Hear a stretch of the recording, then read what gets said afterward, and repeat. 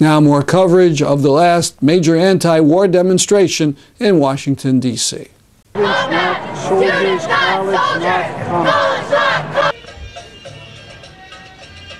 Wally, where are you from? Providence, Rhode Island. You're dressed in orange and you have signs about Guantanamo. What's your concern in that area? Well, my concern are two, and that is first and foremost, like most people who have any sort of political conscience or haven't lost completely their moral compass, the base should be closed immediately insofar as it continues to be a site of illegal detentions and God knows what else, probably still torture going on. So first of all, it should be closed as a military and detention center, but even more importantly, people don't ask the question, what are we doing there to begin with? Where did Guantanamo come from? It's not in the United States. The United States should give that land that has stolen from Cuba back to the people of Cuba and close down and move out. Now you mentioned torture. Could you explain what happened at Guantanamo in that regard?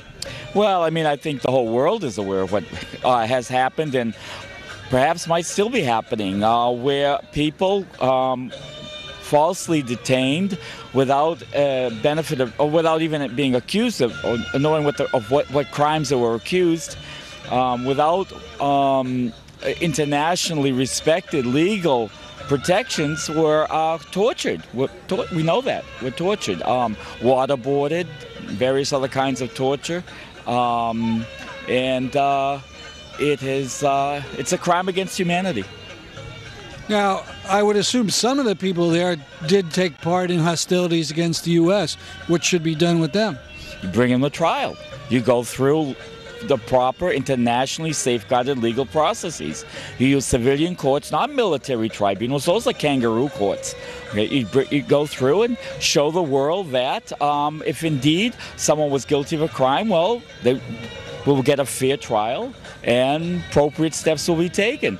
But this mass arrest of people who don't even know why they've been arrested, why they were being detained, denied any kind of rights under international sanctions such as the Geneva Conventions. This is a crime against humanity. This is an outrage. Thank you very much. Thank you for interviewing me. Now I'm recording. That's better. And see if we can't connect the dots between the war and you know, the economic malaise of our country.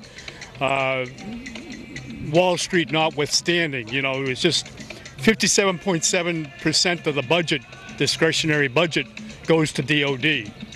As for the flag is out of Vancouver, British Columbia, from adbusters.org, and it replaces the state stars, the stars of the states, with the corporate logos.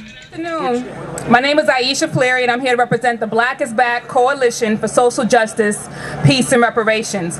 We are thankful to have a space today to speak about the U.S.'s ever-broadening assault against oppressed peoples of the world.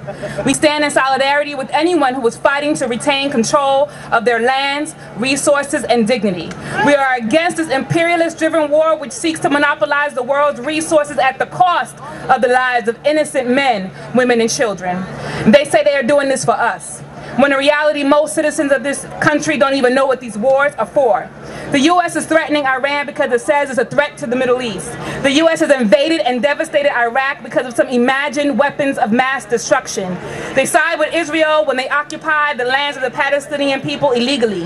They militarize Haiti and undermine their government cloaked in a robe of humanitarianism. They've launched AFRICOM as a means to control the people and steal more resources from Africa. This is the government that says it's working in our interest. But Black is Back Coalition is here to say that it's not in our interest. Terror is terror, and this government is carrying out a terroristic agenda around the world, and because our president has a brown face, we are supposed to look away. In our neighborhoods, we continue to lose our homes and unemployment is not improving. Many black communities are in a state of perpetual police repression, but this is just a continuation of a history of terror. This country was built on the blood of millions of people and continues to oppress these very same people. Sisters and brothers, my name is Brian Becker. I'm the National Coordinator of the Answer Coalition. I want to I want to thank you all for coming. There are going to be thousands more joining us between now and 1:30. The Coalition received nearly $10,000 in fines in the last 2 weeks for the crime of putting up an anti-war poster. In Los Angeles, 2 of our organizers were arrested on felony charges for putting up an anti-war poster. They faced trial. They were given $20,000 bail each for having put up an anti-war poster.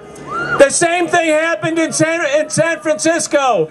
We had to post $50,000 in bail so that 2 people could get out of jail for the crime of allegedly putting up an anti-war poster.